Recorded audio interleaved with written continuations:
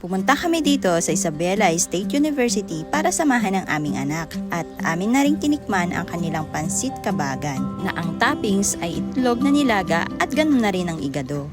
Magandang araw! Dahil sasamahan namin ngayon ang aking anak kaya maaga kaming naggayak para pumunta sa Isabela State University sa Kabagan. At para magmukha din akong tao ay nag-ayos din muna ako. Sasamahan namin itong aking pangalawang anak dahil magka-college na nga din siya. At itong kulong-kulong nga ang gagamitin namin papunta doon sa Isabela. At dahil mainit ang panahon ngayon kaya nagdala na rin kami ng payong at ganoon na rin ang mga pambalot namin para habang nasa biyahe kami ay hindi kami masyadong ma-expose sa sobrang init ng araw. At ito ang daan palabas nga dito sa bukid. Dumaan muna kami dito sa family house dahil may kukunin pa nga yung aking pangalawang anak.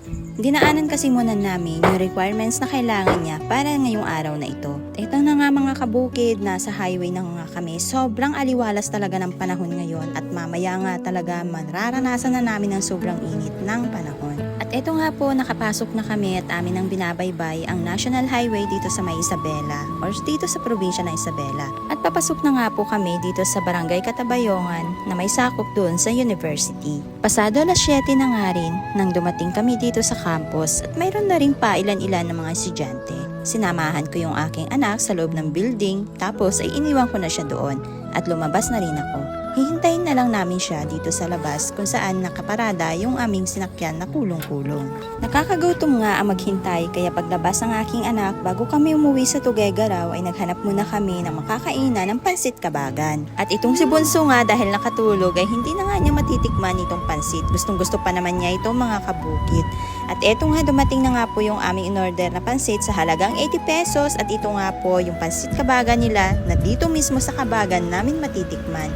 At ang sahog nga po niya ay isang nilagang itlog at gano'n na rin po ng igado. Iniihipan ko muna itong pansit bago ko isusubo dahil kaluluto nga lang itong isinerve sa amin mga kabukid. Ang pagkakaluto po ng pansit kabagan ay may konti itong sabaw at pino ang pagkakagawa ng kanyang Mickey. Samantalang ang pansit Tuguegarao naman ay medyo malalapad ang pagkakagawa ng Mickey niya at maraming toppings ang inilalagay depende sa presyo nito.